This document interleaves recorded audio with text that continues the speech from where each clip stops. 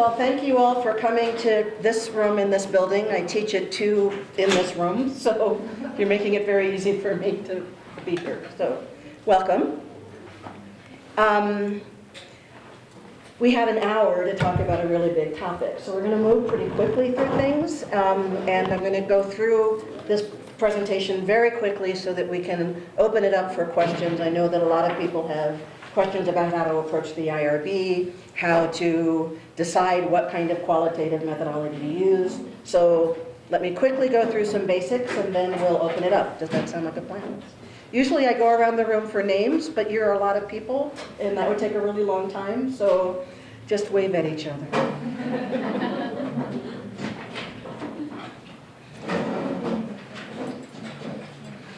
The idea here is to figure out, you already know this stuff, Michael, is to figure out how to do rigorous qualitative research. And the rigor part is really important because we have a tendency to assume that qualitative or narrative data isn't really data. It's not rigorous, it's anecdotal, it's journalistic. Think of all of the words that people use to describe qualitative research. And I'm here to argue that, in fact, there are rules of rigor in qualitative research, and it's important to distinguish those from the rules of rigor in quantitative research, because the best way to ruin a really deep and effective qualitative database is to treat it like a quantitative one. So that's the starting point.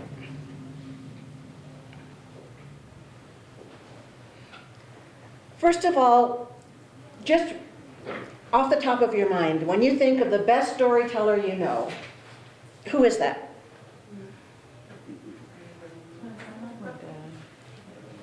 My father. My father. Father, grandma? Rudy and I. Rudy and I, he is a good storyteller. An actor. A friend who's an actor who's a fantastic storyteller. Friend who's an actor. What makes them a good storyteller? It's engaging, interesting. Hold your attention. Persuading. Mm-hmm. The experience that you can tell that the lived experience. Has some authority. Has some reason for you to want to listen to them. Yeah. How do you know that you can trust the information in a story that's told to you? You're shaking your head? You can. You can't. Okay? Because sometimes ideas are expressed in a kind of in a certitude. Uh-huh. That authority brings a certain certitude. Yeah. You know somebody has a lived experience and that they know what they're talking about. That can be dangerous. My father was a great liar. He told beautiful, wonderful stories of his growing up in the Caribbean. And I had never been to the Caribbean until I was in junior high school. And I had this image of the Caribbean that was just purely a figment of my father's imagination. But he told it with real authority, and I said, yeah, he's from the Caribbean, he lived this, he knows. I'm so sorry, we seem to have run out of room. Well, You don't mind us standing? I don't, not at all, if you don't mind standing. Okay. Oh, there's a typo, sorry. When you want to find out what's going on in your community, how do you find out? You ask the people in the community. Ask people in that community. Read the newspaper, local newspaper. Local news outlets. Walk around. Visual analysis, yeah? Windshield analysis, we sometimes call it. Very often, the kinds of quantitative data that we have that's reliable is at a scale that's much larger than the community that we actually want to study. I just recently did an evaluation of food systems projects in New Mexico, and all of the quantitative data that we had on numbers of people employed in agriculture, on numbers of farms, on income levels of farms, on nutrition levels, was only reliable down to the county level. The errors, anything below that, were just so high that it was useless. So the only way that we were going to understand food systems at the scale of a community was to go and talk to people. So it matters how we know we can trust the information and the stories that are told to us. That was a kind of long way around to saying that I think we can assess whether this is a reliable story. And the key here is that we're not arguing that all questions should be answered with qualitative methods or that all questions should be answered with quantitative methods. They are different kinds of questions, and each of those is going to give us a different methodology. The data that we collect, the way in which we compile it, the way in which we analyze it are going to be different for qualitative data than for quantitative data. So qualitative questions are relational. Who communicates with who? Who's the node in this community? Who links with who? What are the information flows? Who gets along with who and who doesn't? Who has power? They rely on small and specialized sampling because that's the expertise that you want. You want that authority, that knowledge that comes from that experience. Very different from a quantitative sample where you want a large and random sample so that you can explode your findings from the sample to the population. Here, your sample is your population. It's really important to keep in mind because there's a tendency to want to overgeneralize from our data. In qualitative research, we don't want to overgeneralize. It's focused on each participant's expertise or perception. And so I said that my father was a brilliant liar. Actually, he was telling his own truth about his own experience. It was different from a lot of people's truth about the Caribbean, but it was his experiential knowledge, his experiential understanding, that in hindsight, I learned a lot about my father by what he chose to focus on and what he didn't choose to focus on in his youth. So that personal experience becomes his expertise. So your participants are bringing that personal experience in the form of expertise. We generate narrative data, that is stories, as opposed to the mathematically organized data that quantitative research gets us. In the interest of time, we won't brainstorm other characteristics, but I think you can begin to think, are my questions qualitative questions? If not, then this is interesting information, but it's not going to be very useful for you. We need to think then about how we're treating those stories. And so the reason the IRB comes up so frequently when we're talking about qualitative research is that the IRB is there to make sure that the interest and protection of human subjects is there. We're asking people personal things about their own experience. We need to think about, are we making them more vulnerable by engaging in this conversation with them? One of the ways that you protect participants in quantitative research is confidentiality and aggregation. Well, that's antithetical to what we're doing in qualitative research. We want their authority, we want their voice. And so we have to balance this ethic of protection with the ethic of respect. Just as you wouldn't quote a published article without citing the author, it's not ethical to use the words of your participants without acknowledging them as the authors of that data. That means that how we choose what we research becomes really kind of personal in qualitative research.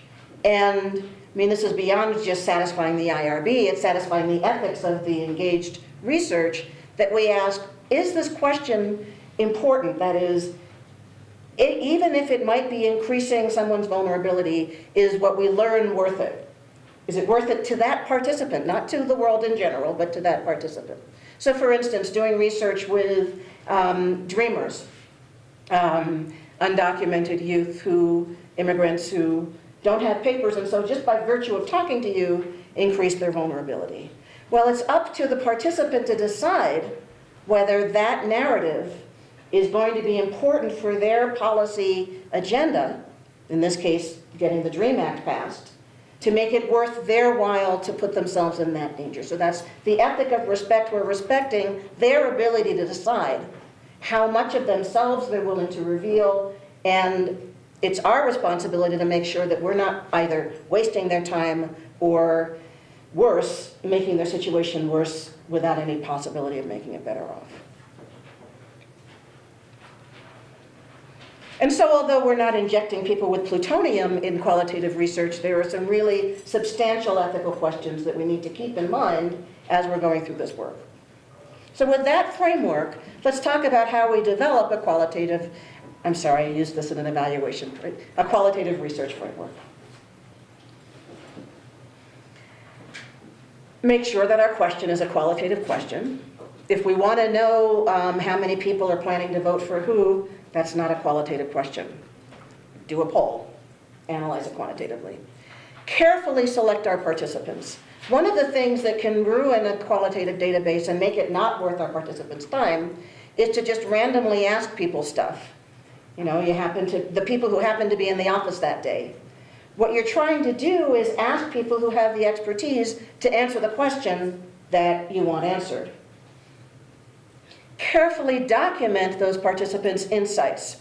And this is not just making sure, with permission, that you've recorded what they have to say so that you get as close to their actual words as possible. Make sure you ask their permission, make sure that they're comfortable, and if they're not, get really good at writing notes. But you also want to make sure that you've got a paper trail of your analysis, because we don't have mathematical order. We can't say that we've run this regression and this is the outcome, and if we ran that same regression, we'd get the same outcome. We're bringing our interpretive mind to somebody else's words and behaviors. Writing it down is the way in which we sort of hold ourselves accountable. We triangulate data grounded in a clear conceptual framework. So let's say we're talking to, I'm trying to think of a good example. People who participate in a subsidized community-supported agriculture program. I'm doing an evaluation on that right now. People who are full pay members of that CSA. I want to know whether the story that they're telling is convergent or divergent. Whether what they say about their experience in the CSA is the same whether they're subsidized or not, or whether they have a differential experience. In quantitative research, we throw out the divergences as outliers. In qualitative research, that's the most interesting part. Because then we get to ask, in an iterative way, what must be going on to make these stories so different? How might we understand those differences by asking another level of questioning? We're always rethinking our question based on the information that's given to us. Again, anathema in quantitative research. You don't change the hypothesis halfway through. In qualitative research, we're constantly rethinking. Was I asking the right question? Maybe I'm not. Maybe the question isn't subsidized or full pay. Maybe it's how many people in your household and whether it's enough food for the week. That emerges out of the research. I didn't know that going in. So I'm changing the question as I go. All of this is seeking to develop a core story that takes into account all of the expertise of all of my participants. That is, articulates through triangulation my father's vision of the Caribbean and mine when I went there. Two different experiences, both equally valid. Bringing it together into a nuanced story that encompasses both is the task. Okay, and again, I use this for an evaluation training, so ignore the stuff about evaluation. So, conceptual trees. I like conceptual trees because it helps me very visually see what am I actually asking. And it's kind of like a quantitative model, but not. So if I think about what do I know, what are my initial goals, what's the received knowledge, why did I get this question in the first place, those are the roots of my conceptual tree. My evaluation and research question is the trunk of the tree, and all of the branches and sub-branches are the indicators, the themes, the kinds of information that I need to have in order to answer that question. And note, a tree can have sub-branches, right? And then the leaves of the trees are the narrative data, and we can get really silly with this analogy and say that then you generate acorns and it plants another tree. Okay. So nuts and bolts. All sampling in qualitative research is purposeful sampling, which is why you can't treat it like a quantitative database. You're asking key informants, that is people who have the experience, the expertise that you need in order to answer your question. There's nothing random about that. You can seek maximum variation. There was a great study of healthcare, attitudes towards healthcare, when they interviewed surgeons and general practitioners and nurses and people who'd never been sick a day in their lives, and people who were chronically ill, and curanderas, and a whole range of kinds of expertise, but it's still purposeful sampling. You can do that in a stratified way. That is, you want to collect sort of saturations of different kinds of people, so you're not relying on one beautifully told story, but multiple stories. Snowball sampling can be really effective, and you do that exactly the same way you do it in quantitative analysis. You ask the people that you're interviewing, who else should I talk to? Be really careful with snowball sampling, because you tend to get people who are like the person that you talk to. So if you haven't started out with some variation in your sample, you're going to narrow rather than expand your subject positions and points of view. A typical case is really a good way to confirm something that you think you already know. That is, you seek out people that seem, I'm not going to use the Caribbean example anymore. You seek out people who have really healthy eating habits and eat lots of fruits and vegetables, and you ask them where they shop. You want that typical case. You've defined, you have to know what a typical case is, so that's not useful for exploratory research. Critical case, I'll give you an example. I did research decades ago at Princeton on access and success of minority students in Princeton's graduate schools. And we did a logit analysis. It was a quantitative study. We looked at how far people got and what the conditions were and the reasons for them leaving and what they did after they graduated. And then we discovered that there were 5 departments at Princeton that, this was in the 1980s, had never, ever admitted a person of color to their graduate program. So that's pretty important data that was completely left out because it was an outlier, right? Got left out of the logit analysis. So we went in and did qualitative case studies of those 5 departments. I had my expectations, most of which were confirmed, but it was important to collect that data to understand what was going on in those departments that they had never admitted a person of color. Deviant case is essentially the same thing as a critical case. Be careful about opportunistic sampling. Whoever happened to be there in the office when you went by, or whoever was on the street corner when you asked if anybody was willing to fill out a survey, because remember, you're looking for expertise. But that said, sometimes the only people we have access to are the only people we have access to. Just be really clear and transparent that there are limitations to your study because it was opportunistic sampling. Your data collection, all qualitative research involves reflective observation. Even when we're talking to somebody, we're looking at their body language. We're looking at, did they wince when I asked that question? You're looking, did they lean forward?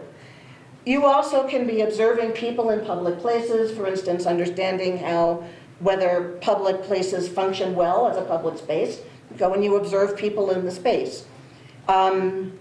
We usually think of interviewing individuals, and we'll talk a little bit more about interviewing in a moment. That can be either individuals or groups. You get different kinds of findings when you interview people in groups because they bounce off of each other. Remember that you can't promise confidentiality in a focus group because everybody else in the room is going to hear what everybody else says. That comes up a lot in the IRB, when people are saying in the consent form, we will keep your information confidential except for the 20 other people in the room. Think about that when you're doing your IRB. We can look at open-ended survey questions, even though they're designed for a quantitative study. We can analyze them qualitatively. It's not as deep a qualitative database as you would get with purposeful sampling, but you can use the same analytical tools. Social mapping is something that I've been doing increasingly, and that is because qualitative questions are often relational, I want to know who talks to who about what. I did an evaluation of a food systems grants around the state of New Mexico, and I wanted to know who was collaborating around production, who then did they talk to in terms of distribution, in terms of consumption and nutritional information, and then in terms of organization development and policy. How were those networks? That proved to be really helpful to the grantees because they could see where they were making good connections and where there was somebody that they really could benefit from talking to that could help them solve, for instance, a distribution problem that they hadn't known about at first. Visual analysis, we receive information visually differently than we receive information through our ears. And so thinking about graphic information and how do we mine that, we don't have time to get into the tools of that, but it's certainly something that you should consider in designing your qualitative analysis. You can compile your data using qualitative data analysis software. Here in the School of Architecture and Planning, we have Atlas TI.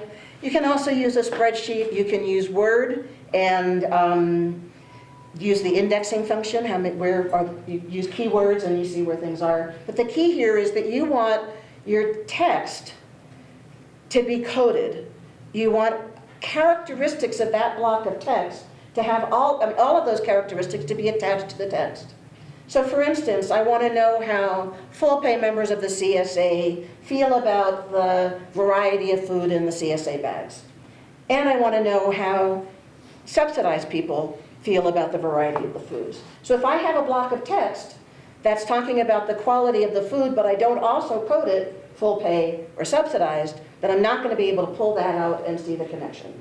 So you want to be really careful in creating your code book, the categories of information that mirror your conceptual tree, those branches of the tree. You want your code book to reflect the branches of the tree. I also use management codes. That is, was this an interview or a focus group? Was it an observation? Where was it? Because sometimes that context influences the outcomes.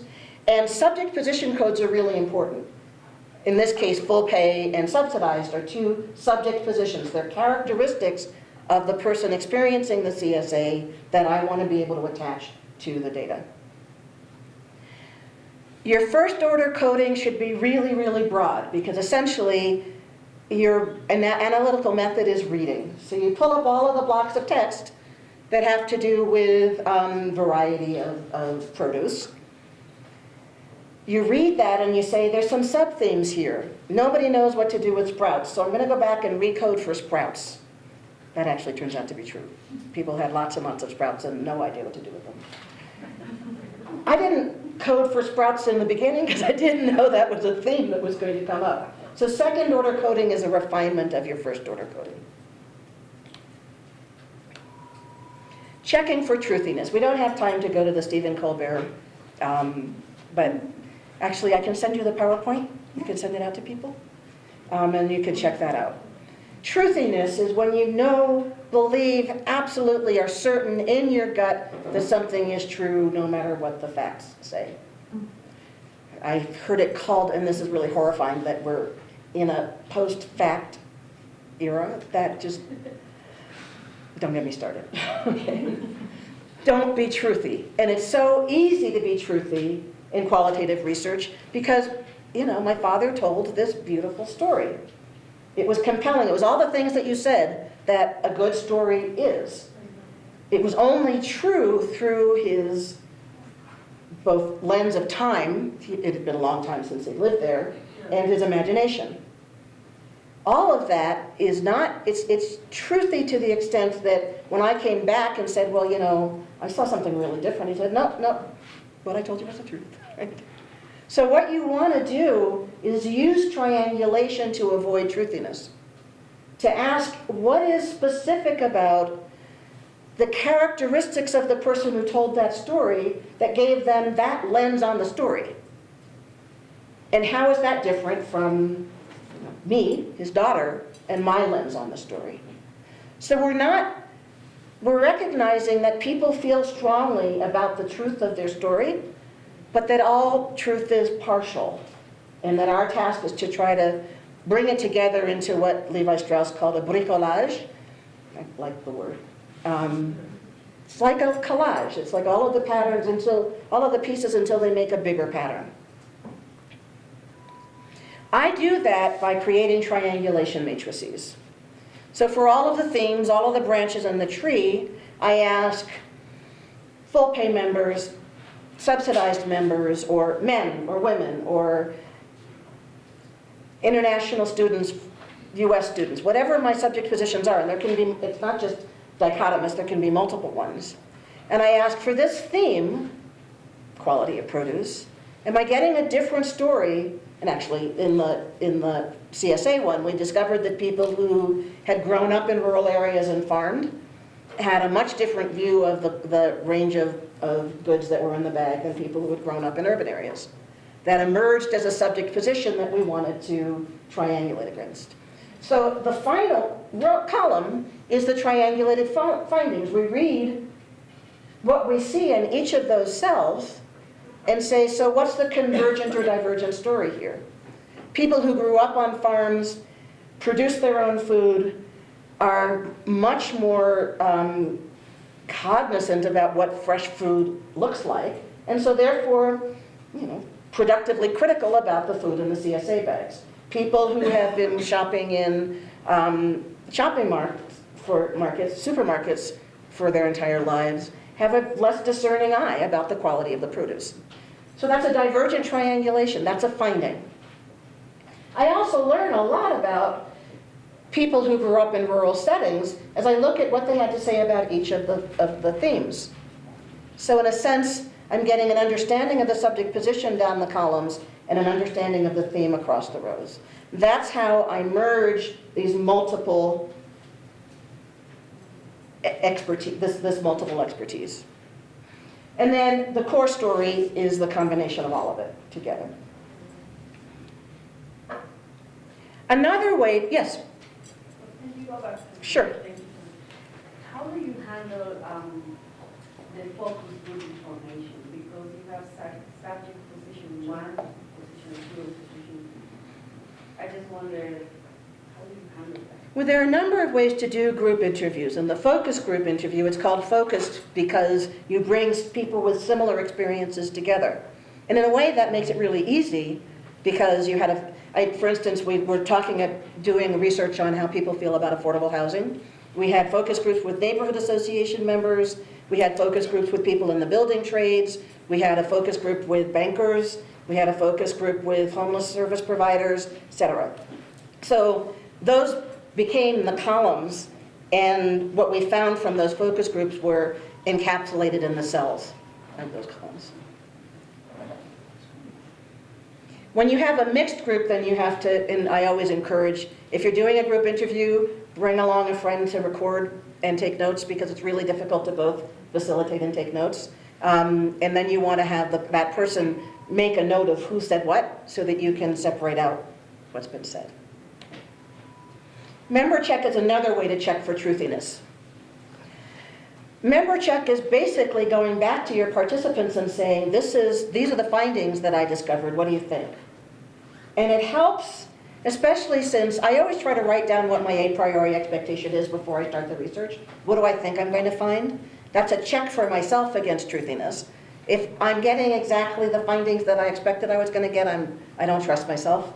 I go back and ask, okay, I'm not asking the right questions or I'm not talking to the right people. But in the end, it's the people who you actually talk to, the participants in your study, who can tell you, that makes no sense at all. That's not what we meant. So that member check is a really important aspect of qualitative research.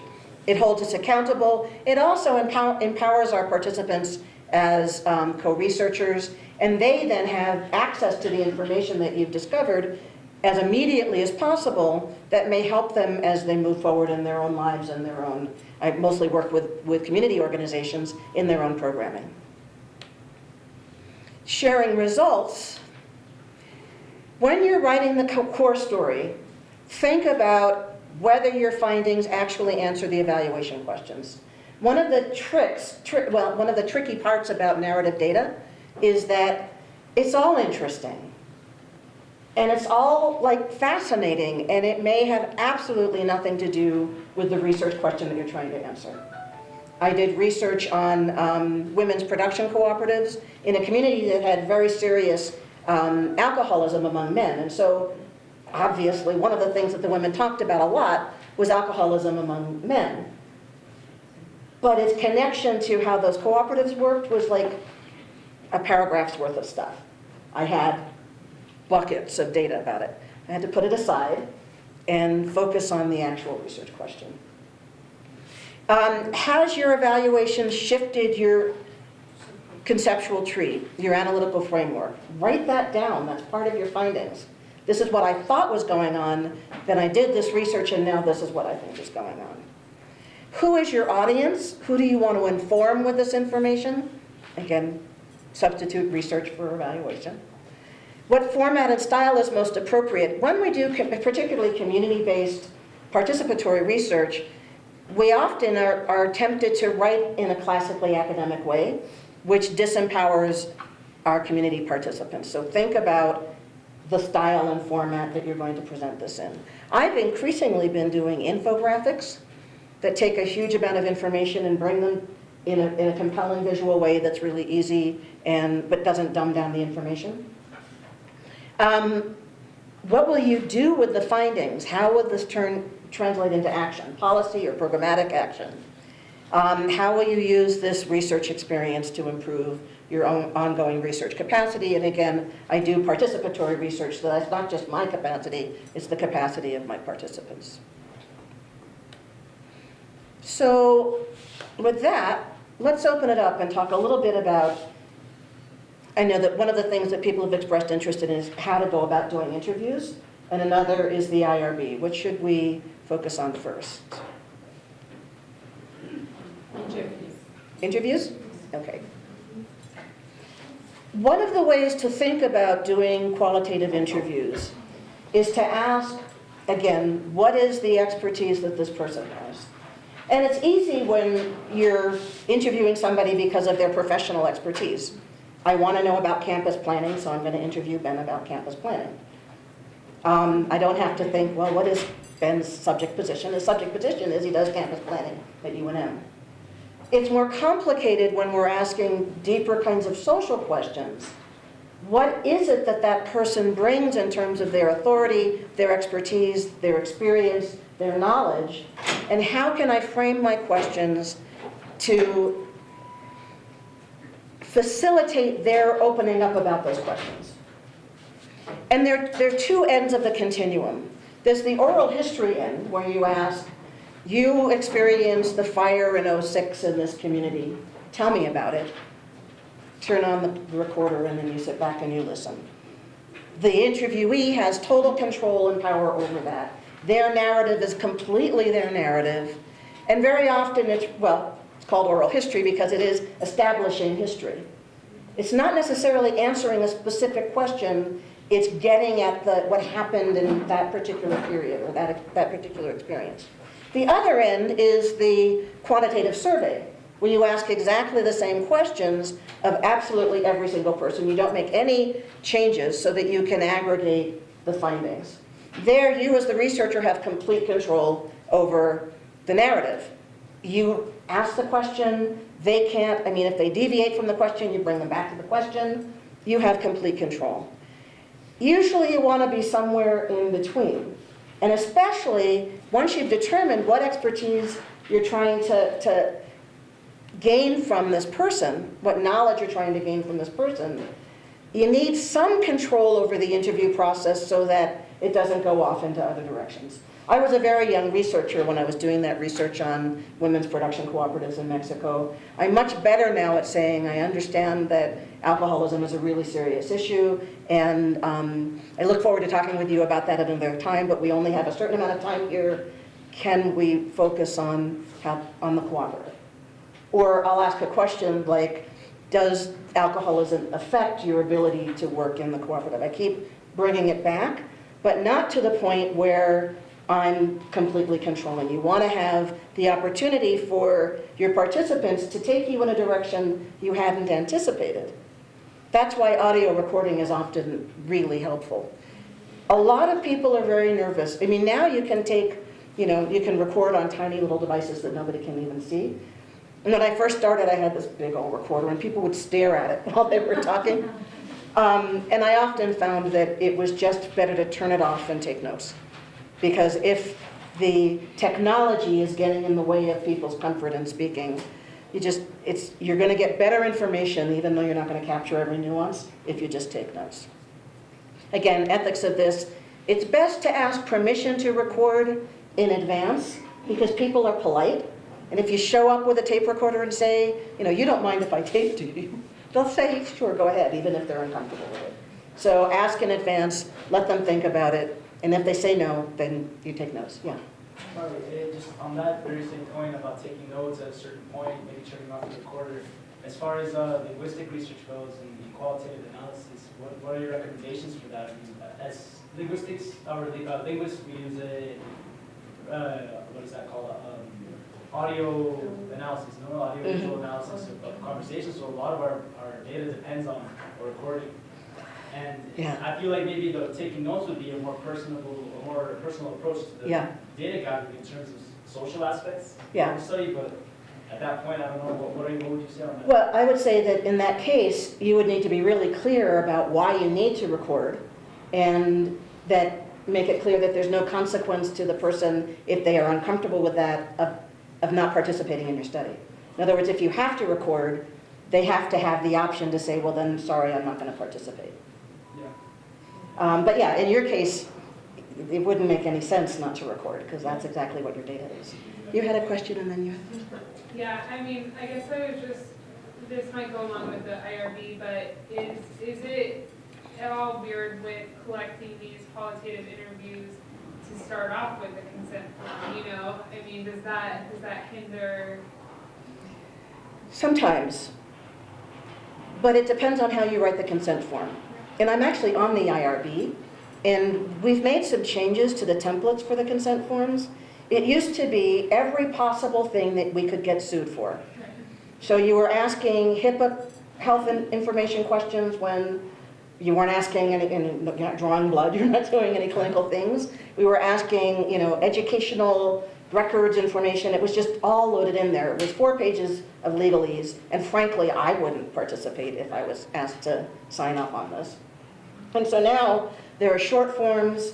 There are necessary elements that must be in every consent form, and then there are additional elements that you add if necessary. I try to keep the consent form to a page, maybe a page and a half, and then room for the signature. I do find that documented consent, that is having them sign it, helps establish a kind of, it's like a contract that you have with them. You're making a promise, and that can help build trust. If it's not jargony and if it doesn't just look like you're trying to keep yourself from being sued. The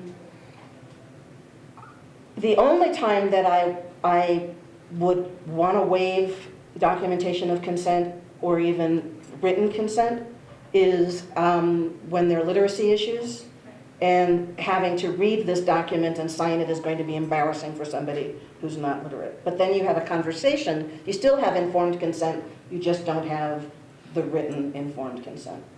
What about, No, go ahead. what about if you want to do that consent form in another language? Can that person translate it, the person that's doing the study? Or does UNM require some sort of authentic translation? What the IRB, Not authentic, but official. yeah. What the IRB main campus requires is that if you've done the translation yourself, that you demonstrate your capacity in that language. How do you do that? If you're a native speaker, you say that. If you've taken a bunch of courses, you say that. And sometimes, I mean, if it's Spanish, then a bunch of the people on the IRB are going to be able to read it and see whether it's well translated. If it's a language that you can't demonstrate proficiency in, then you go to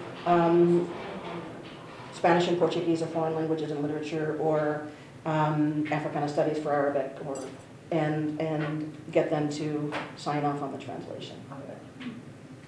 I just wanted to share an experience, just maybe save everybody some time of how not to do it wrong, because I've started my interviews. What I did is I sent the consent form ahead of time, and I said in the email, I'd like to record this, here's the consent form, so that when I showed up, they knew they were expecting to get it, and that helped, they were expecting the recording. What I did wrong is I had this recorder that doesn't have the ability to plug into your computer. It only, you have to get a special kind of headset. So just save yourself the time and buy the most current piece of recording equipment you have, because I got through my 5 interviews. And, Oh. yeah, so I had to put it side by side. And then, for 'em. yeah. So just save yourself the trouble. They don't cost that much and they just plug right in. I did that once too. Right? Yes, yes. Technology is discombobulating in a whole bunch of ways.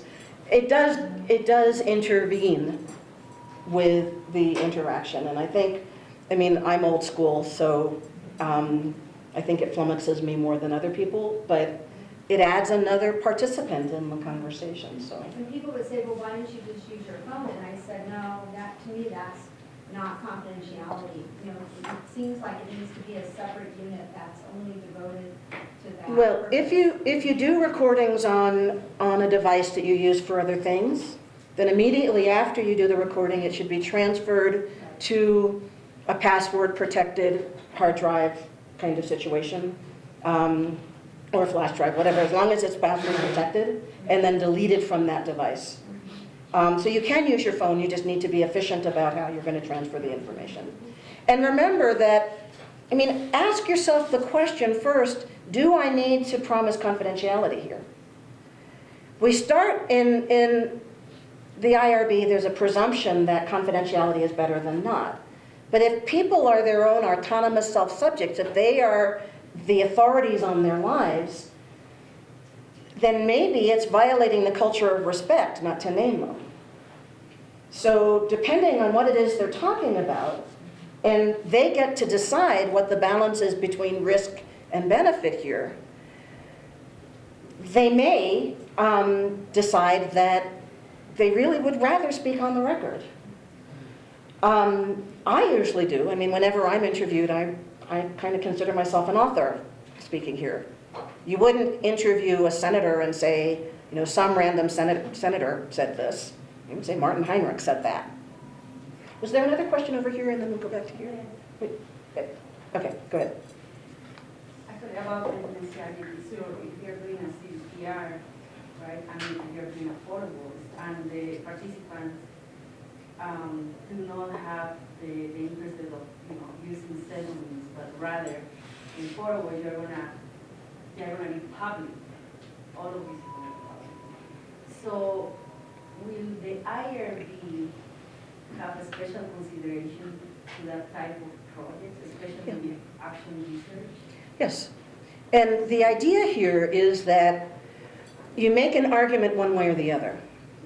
So for instance, I had a student that was doing a public process, he's doing it right now, around street newspapers as a means of economic development and social entrepreneurship with homeless people. Well, a lot of people on the IRB assume immediately that a homeless person is vulnerable, that you have to put all of the protections of keeping that person from, I mean, but he made the argument that invisibility is one of the biggest problems of being homeless. And so not using somebody's name is really insulting and reproduces those structures of inequality that keep people homeless. So we made the argument for using people's names and making it public. And the consent form was crystal clear about it. That's really key. That people knew that if they participated in the study, that their names were going to be used and why. And he also had an option that if they said, I want this to be off the record, let's say they wanted to talk about their experience with the judicial system, that he would turn off the tape recorder, start taking notes, and that would be kept off the record. But he made it clear what the options were to all of the participants at the beginning. And that segment would be anonymous. Mm-hmm. Yeah, yeah. So, Mhm. so the IRB then doesn't require that all of the participants need to use pseudonym, but you need to make an argument. Exactly. That, Exactly. And sometimes the argument is, there are some cases, some of the people I'm talking to are public figures anyway, and you know, they are going to want to be named, and others who are in more vulnerable situations and may want to stay anonymous. And so you give them the choice, they check yes or no on the form. And again, the IRB has gotten a whole lot better at understanding qualitative research than it was. I mean, the reason I joined the IRB, like, what, 9 years ago, was that all of my students kept getting their their application sent back saying that the statistical framework wasn't good. Well, duh, it's qualitative research.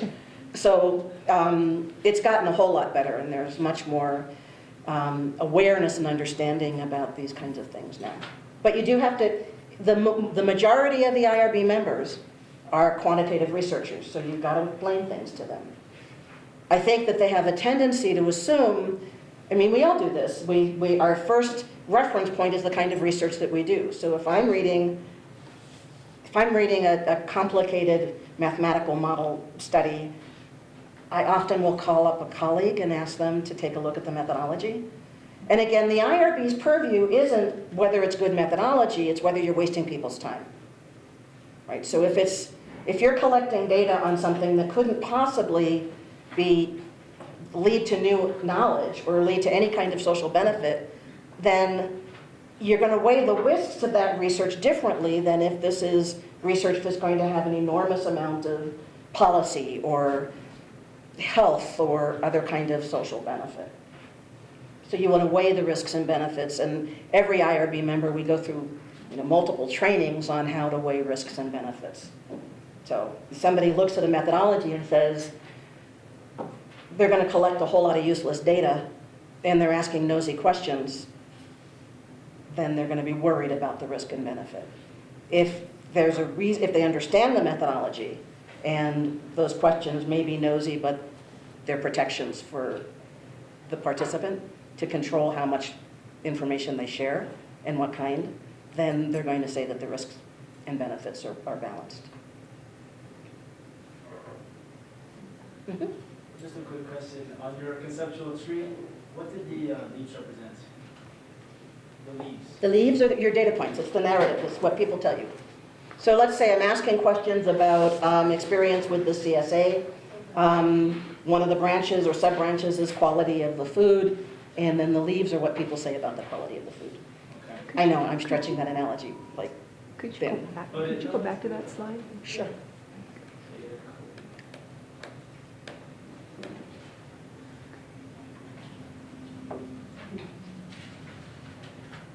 One of the difficulties, go ahead. I just have a question about your perception of what the balance between qualitative and quantitative is on campus, or is that too much of a stretch to generalize? It does vary tremendously from discipline to discipline. And as an IRB member, I get proposals from across main campus. And there's some departments that is almost entirely qualitative and other departments when it's almost entirely quantitative. I think that the key is, and the most interesting ones are mixed methods, to be honest, where they are asking a set of questions, nested or articulated questions, some of which are relational and interpersonal and contextual, and some of which are aggregative and basically quantitative. I guess I have a follow-up question. Sure. That may not be helpful to anyone but me, but how would somebody go about understanding that kind of academic culture of which departments are more qualitative and which departments are more quantitative across the academic sphere, or just at UNM? I think it might be the wrong way to ask the question. I mean, I would start with what disciplinary issues are of interest, and then discover whether the program that teaches that or that explores that at UNM has a methodological approach that you feel comfortable with. Okay.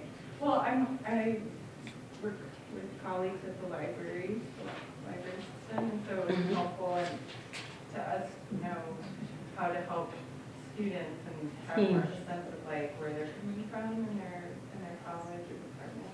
So that's where the context. I don't know that I have an answer. I think that it's just, well, it's the qualitative research that's going in, at encouraging the students to go and talk to faculty in those departments whose research they find interesting and learn what kinds of methodology they're using. I'm struggling with deciding for my analysis whether I'm going to use software or do it manually. Any pointers on how to make that decision? I like to use software because even though Atlas TI is, which is the one that I use, there are others, and Vivo is another very popular one, the learning curve is a little bit steep.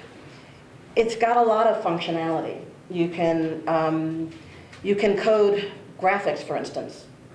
You draw boxes around the pieces of the graphic and you attach codes to it.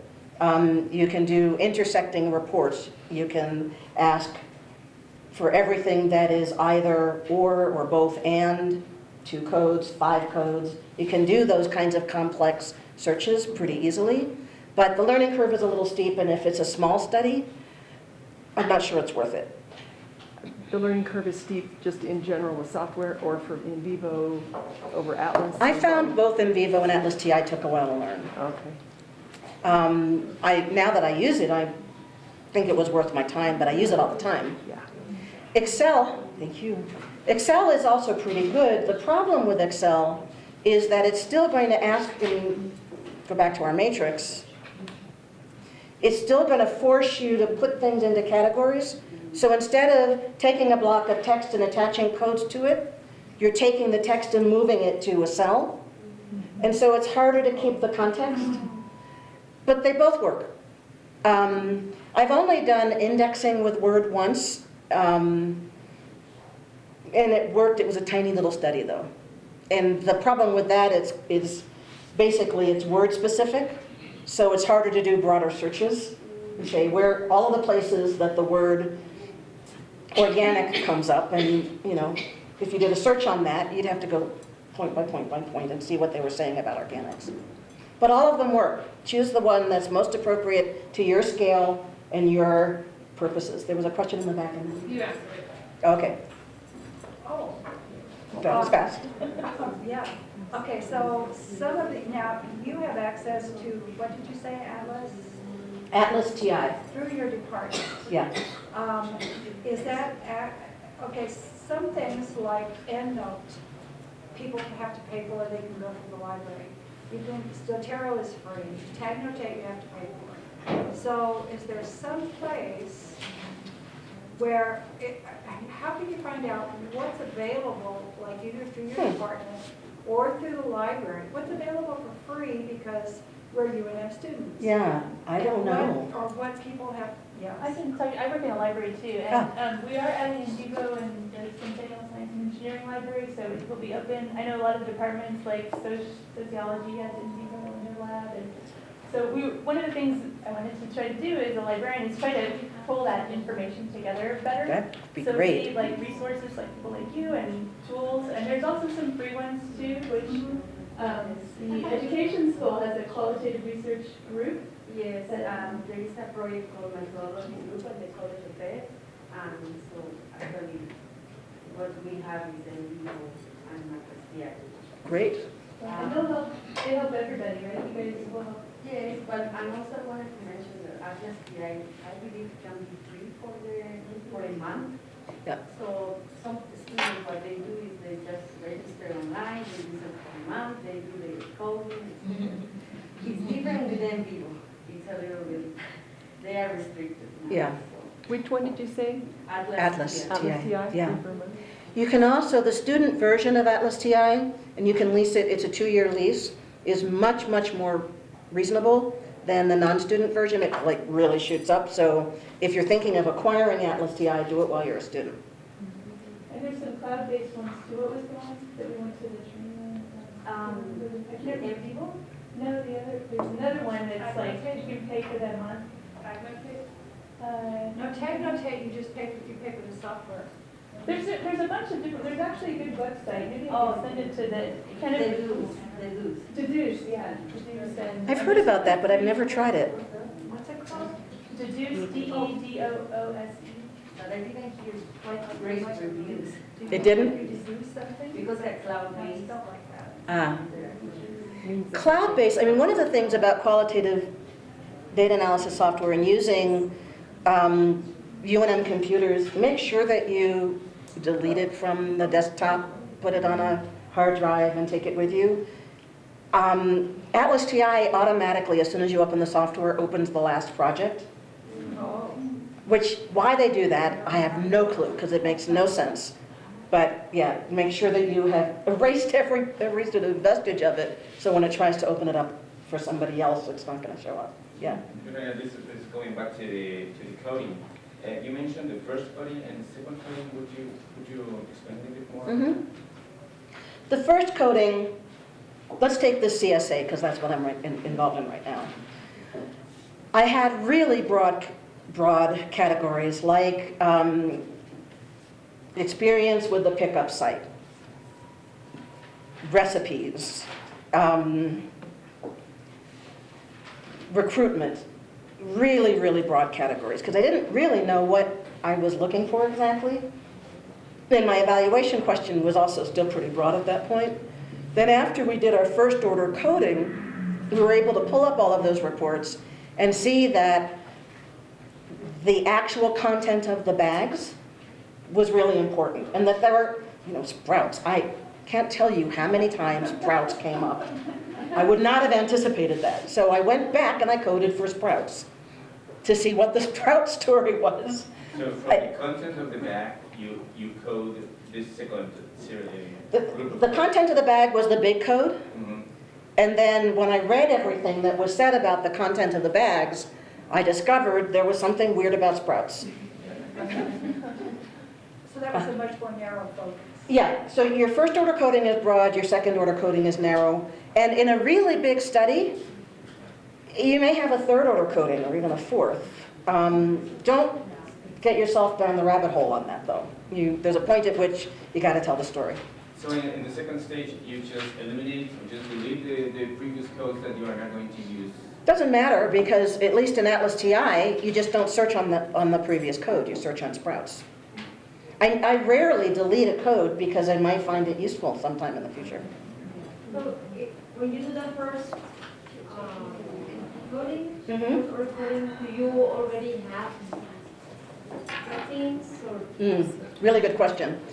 I always start, my approach is an extended case study methodology where you start with a theory and then you look at your data and see how that theory is informing your understanding of the data and how the data is changing your theory.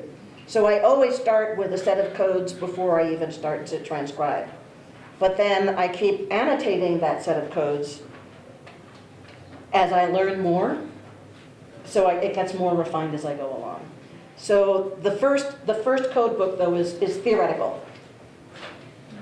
Then I start to transcribe and I say, wait a minute, I really should add this into this first order coding. It's a big category. I hadn't really thought about it, but it's something that I should add in. The earlier you do that, the better, because then you don't have to go back and recode a whole bunch of things. And unfortunately, this is really fun, but I have a class waiting to come in. Thank you so much. Thank you.